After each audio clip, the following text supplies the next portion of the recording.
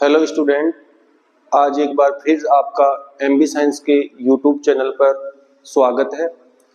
हमने last class में कल देखा था कि प्रारंभिक जीविका निर्वहन कृषि को भारत में किन किन स्थानीय नामों से जाना जाता है। आज हम देखेंगे कि विभिन्न देशों में प्रारंभिक जीविका निर्वहन कृषि को किन किन स्थानीय नामों से जाना जाता है। सबसे पहले आता है मैक्सिको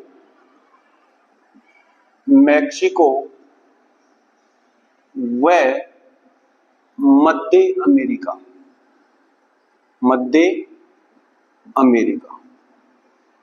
इसमें इस कृषि को मिल्पा के नाम से जाना जाता है। यानी कि मैक्सिको और मध्य अमेरिका में प्रारंभिक जीविका निर्वहन कृषि को स्थानीय नाम मिल्पा के नाम से जाना जाता है। नंबर 2, मध्य अफ्रीका में इसे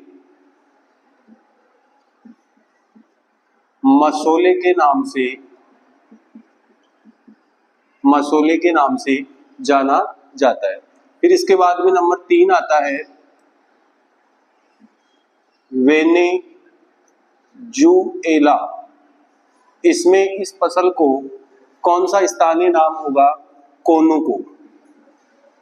कौन सा? कोनुको। यानी कि इसको कोनुको के नाम से जाना जाएगा। फिर इसके बाद में आता है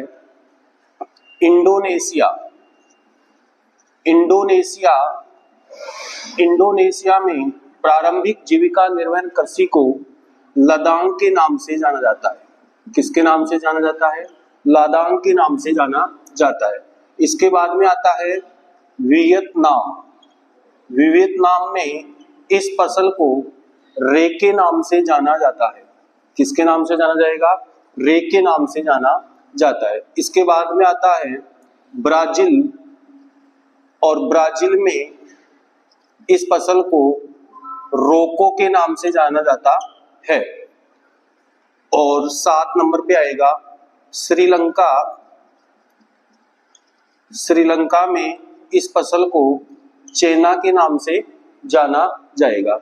यानी कि ये जो देश हैं, इन देशों में प्रारंभिक जीविका निर्वहन कृषि को इन स्थानीय नामों से जाना जाता है। आप इसको उतार लीजिए, स्क्रीनशॉट ले लीजिए, और फिर अपन चलते हैं दूसरे प्रकार में, गहन जीविका निर्वहन कृषि।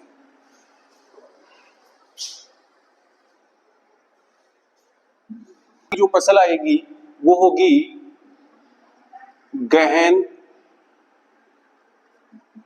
जीविका निर्वाह कृषि। गहन जीविका निर्वाह कृषि। इसकी सबसे पहली विशेषता होगी कि यह कृषि उन क्षेत्रों में की जाती है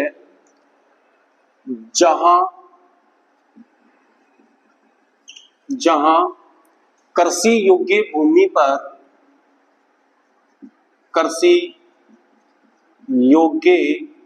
भूमि पर जनसंख्या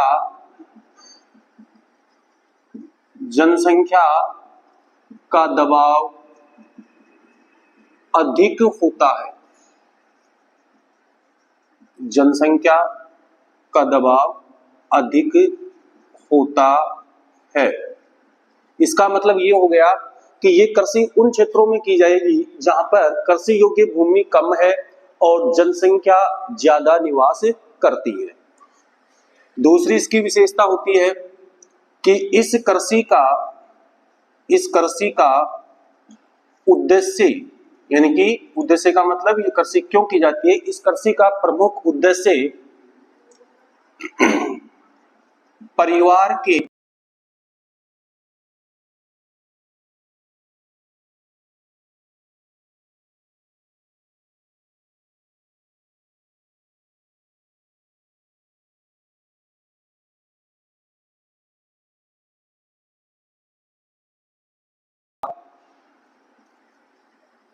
चलाना होता है।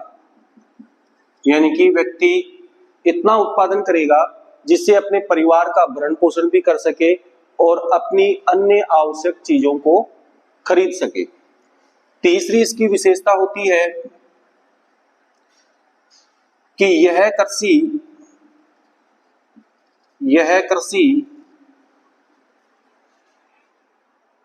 परिवार के सदस्यों के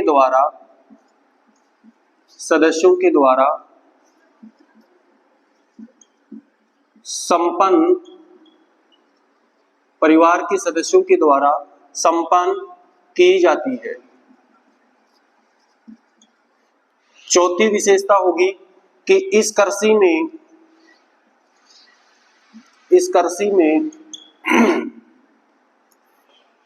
आधुनिक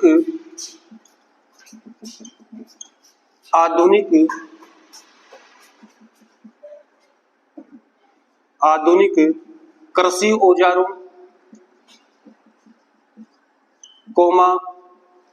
उन्नत किस्म के बीज रासायनिक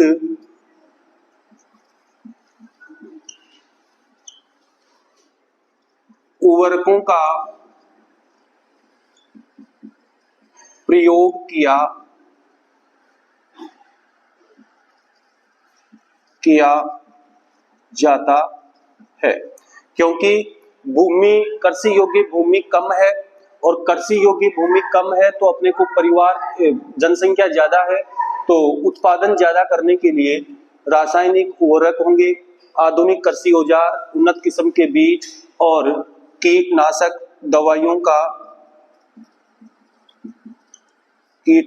का व खरपतवार नाशक का प्रयोग करेंगे। ठीक है। अब इसमें कौन कौन सी फसलों का उत्पादन किया जाता है? तो इसमें सबसे पहले खाद्यान्न फसल आती है, गेहूं, चावल, ज्वार, मक्का और दलहन और तिलहन फसलों का उत्पादन किया जाता है। इसके बाद में अपन देखते हैं कि यहाँ पर जो रासायनिक उर्वरक और उन्नत किस्म के जो बीज हैं इनसे उत्पादन ज्यादा होगा क्योंकि जनसंख्या अपने यहाँ पर ज्यादा है और कृषि योग्य भूमि कम है तो उत्पादन ज्यादा करना है। आगे चलते हैं।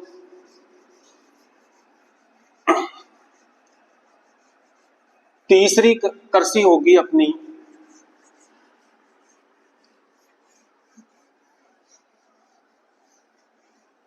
तीन नंबर की जो फसल होगी वो होगी वाणिज्यिक कृषि। देखिए, वाणिज्यिक कृषि का उद्देश्य व्यापार करना होगा, यानी कि इसमें अपने को परिवार से कोई मतलब नहीं होगा। पूरी जो फसल होगी वो पूरी फसल व्यापार पर निर्धारित होती है। तो इसका पहला जो उद्देश्य होता है कि वाणिज्यिक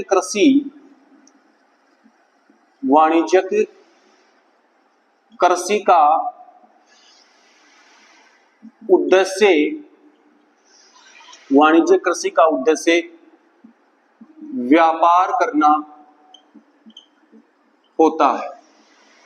वाणिज्यिक कृषि का उद्देश्य क्या होता है? व्यापार। दूसरी इसकी विशेषता होगी कि यह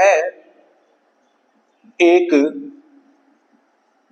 एकल फसल है। कौन सी फसल है? यह एक एकल फसल है। एकल फसल का मतलब होता है कि एक ही खेत में केवल एक ही प्रकार की फसल बोई जाएगी। जैसे मान लीजिए आपने एक खेत में गन्ना बो दिया तो उसमें गन्ना ही रहेगा, न कि कोई दूसरी फसल। तो यह कैसी फसल है? एक एकल फसल है। तीसरी इसकी विशेषता होती है कि इस फसल में इस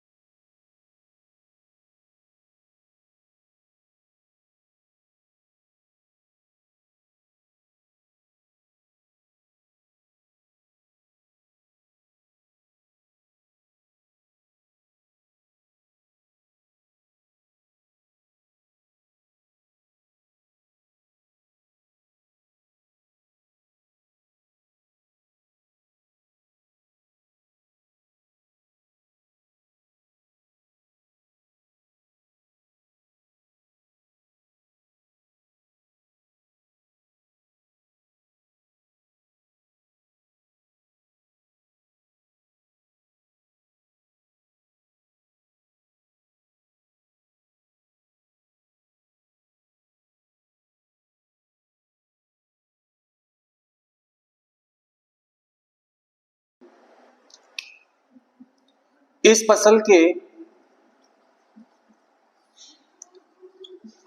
के विकास में संचार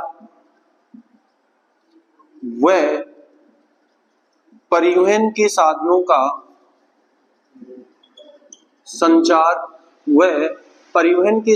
का प्रमुख योगदान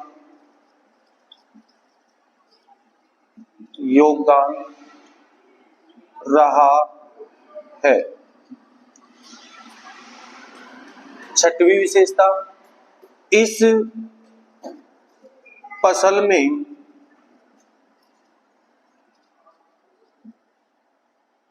खेतों का आकार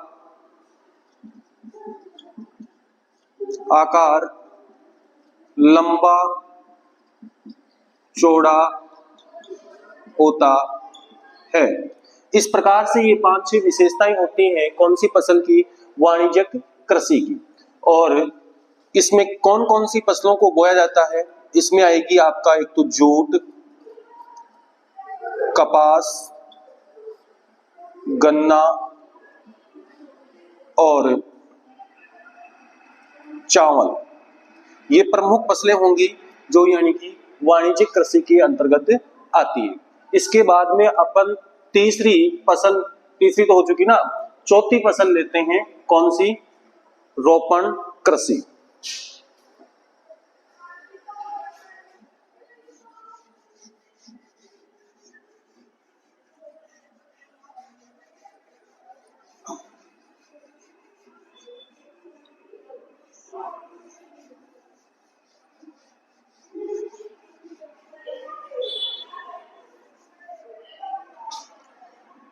चौथी फसल होगी, लास्ट होगी प्रकार की, रोपण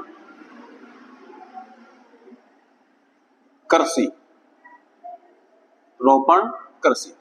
रोपण कृषि भी एक प्रकार की व्यापारिक या फिर अपन इसको बोल सकते हैं वाणिज्यिक फसल होती है।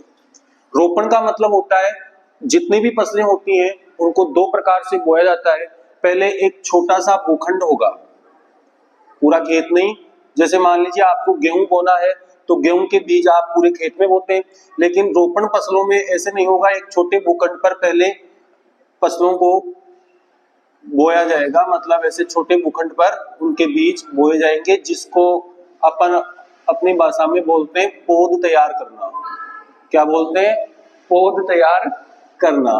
जैसे प्याज वगैरह, मिर्च वगैरह, चावल, ये सब, चाय वगैरह, ये सब कौन सी फसलें होती हैं? रोपण फसलें होती हैं। फिर इनको एक एक पौधे को उखाड़ेंगे और खेत के अंदर लगाया जाता है। तो सबसे पहले इसकी विशेषता होगी कि रोपण कृषि भी एक व्यावसायिक या फिर बोल सकते हैं व्यापारिक फसल है। व्यावसायिक या फिर बोल सकते हैं व्यापारिक फसल है। इस फसल का उद्देश्य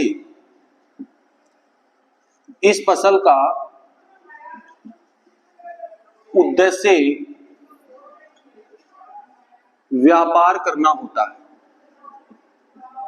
या फिर यूं बोल सकते हैं इस फसल का उद्देश्य पूर्णतः व्यापार करना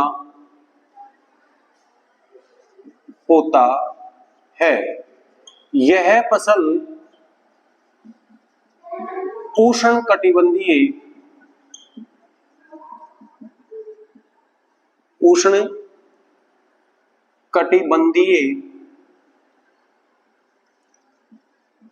क्षेत्रों में उत्पादित की जाती है। कौन से क्षेत्रों में उत्पादित की जाएगी? उष्णकटिबंधीय क्षेत्रों में उत्पादित की जाती है। तीसरी विशेषता, इस फसल में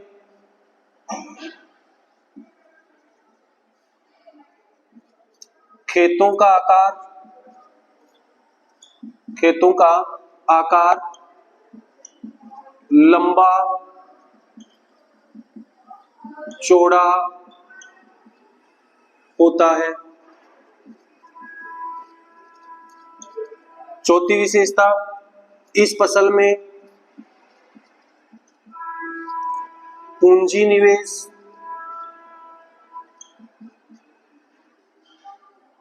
निवेश अधिक किया जाता है।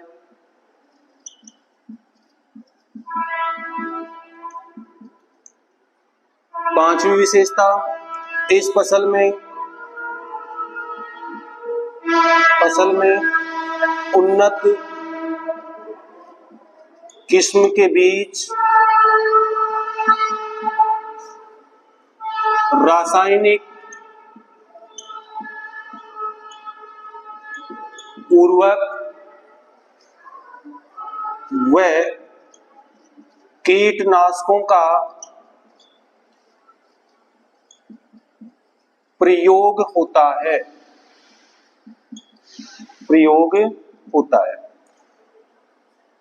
तो इस प्रकार से इसकी कितनी विशेषताएं हो गई? 5 विशेषताएं हो गई। अब देखो इसमें कौन कौन सी फसलों को बोया जाता है। एक तो आती है आपकी चाय। चाय कैसी फसल होगी? रोपण।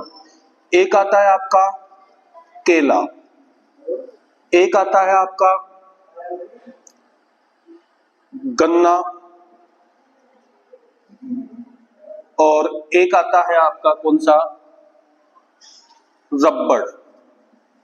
कौन सा? रबड़। ये कौन सी फसलें हैं? ये फसलें हैं आपकी रोपण फसलें। अब अपन चलते हैं, आपको नोट लगा के लिखना है, एक चीज लिखनी है नोट लगा के, कि जो इसी फसल की बात है कि जो ब्राजील में कॉफी के जो बाग होते हैं या कॉफी के बागानों को फेजेंडा कहा जाता है।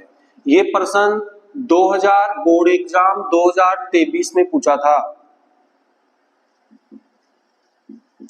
वस्तुनिष्ठ प्रश्न में ये प्रश्न पूछा गया था कि ब्राजील में कॉफी के बागानों को किस स्थानीय नाम से जाना जाता है, तो इसका क्या होगा स्थानीय नाम? फेजेंडा।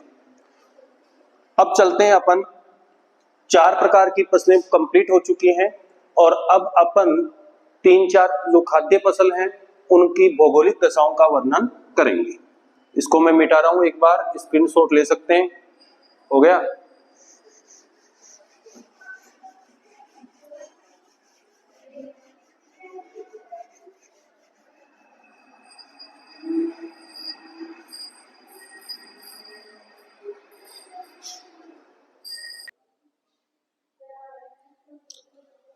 तो अब आगे हम विभिन्न प्रकार की जो फसलें हैं उनकी भौगोलिक दशाएं या भौगोलिक कारकों के बारे में चर्चा करते हैं।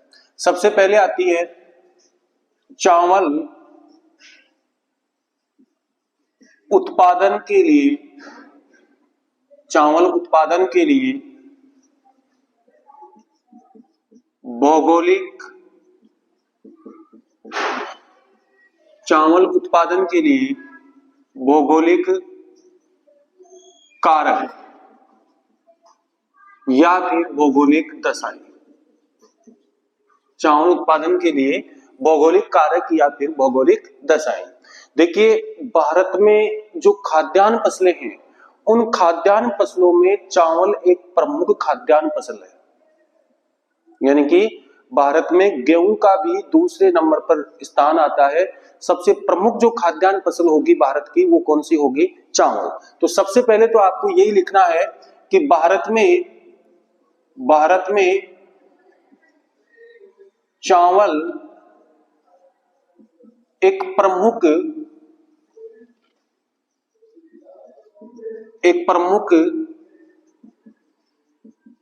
खाद्यान्न फसल है। भारत में चावल एक प्रमुख खाद्यान्न फसल है जिसके उत्पादन के लिए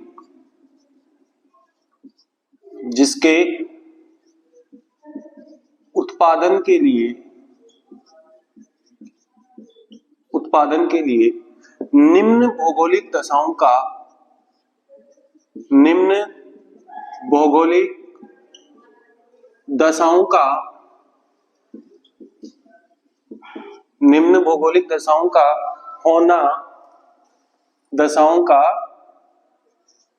होना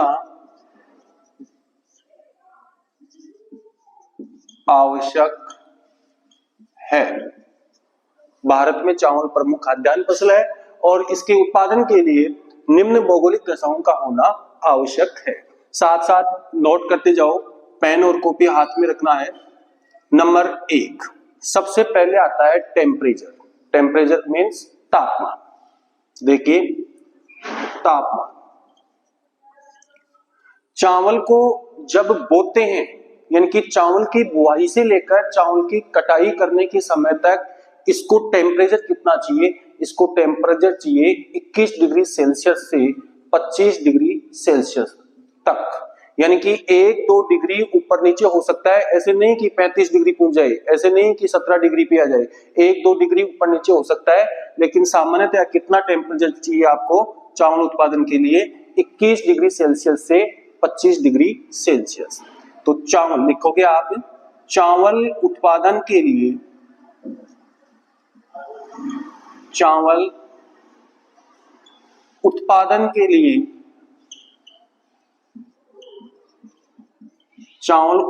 के लिए 21 डिग्री सेल्सियस से 25 डिग्री सेल्सियस तक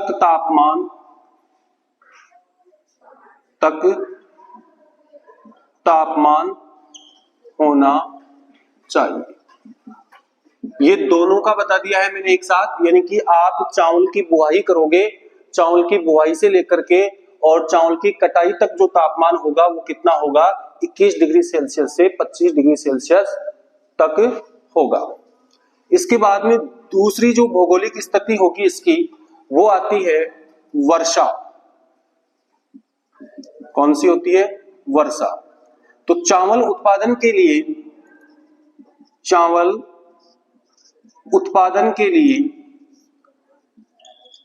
100 सेमी से 200 सेमी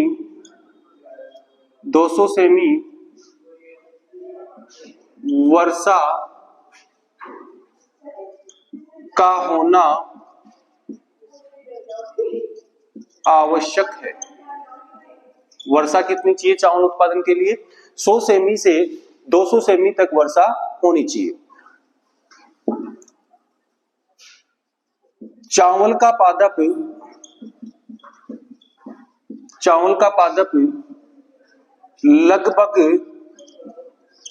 60 से 90 दिन तक चावल का पादप लगभग 60 से 90 दिन तक पानी में डूबा रहना चाहिए। चावल का पादप लगभग 60 से 90 दिन तक पानी में डूबा रहना चाहिए, क्योंकि चावल की फसल को पानी की अधिक आवश्यकता होती है। भाई चावल रोपण फसल है। अब जैसे मान लीजिए ये पादप है चावल का, ये पादप है तो ये भूमि में लगाएंगे, खेत में लगाएंगे तो इसके ऊपर तक पानी नहीं जाना चाहिए। इसकी जो तना है, वो तना जो जड़ है, तना इसका पानी में डूबा रहना चाहिए कितने दिन तक? 60 से 90 दिन तक। फिर तीसरी जो भौगोलिक स्थिति आएगी, भौगोलिक कारक होगा, वो आती है मिट्टी। कौन सा है? मिट्टी। चावल उत्पादन के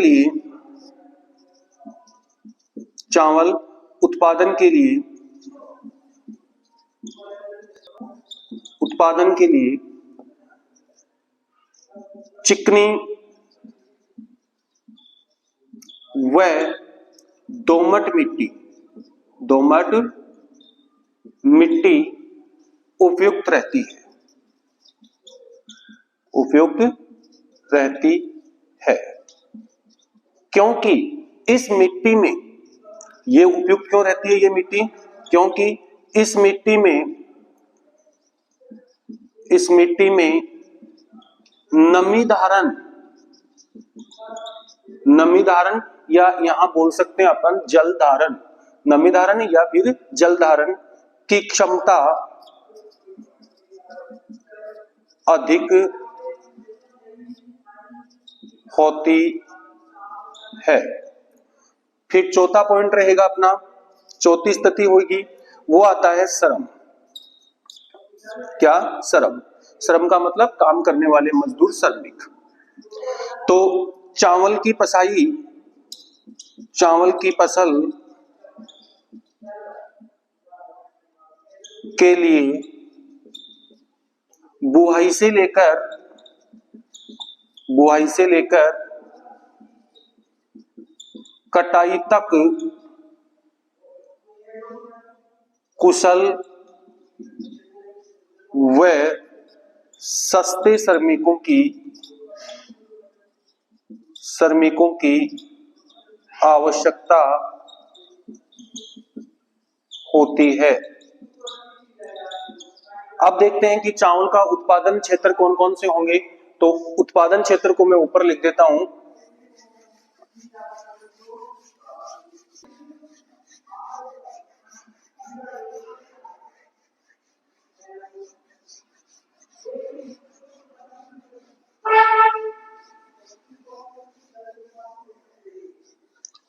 भारत में चावल उत्पादक क्षेत्र, भारत में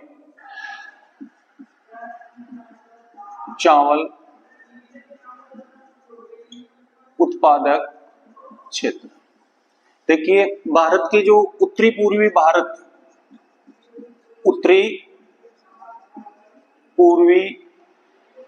मैदान, भारत के उत्तरी पूर्वी मैदान, डेल्टाई क्षेत्र और तटीय प्रदेश।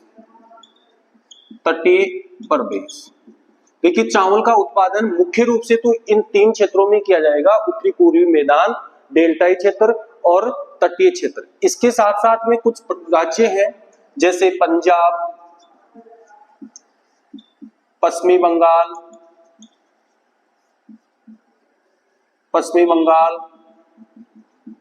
उड़ीसा,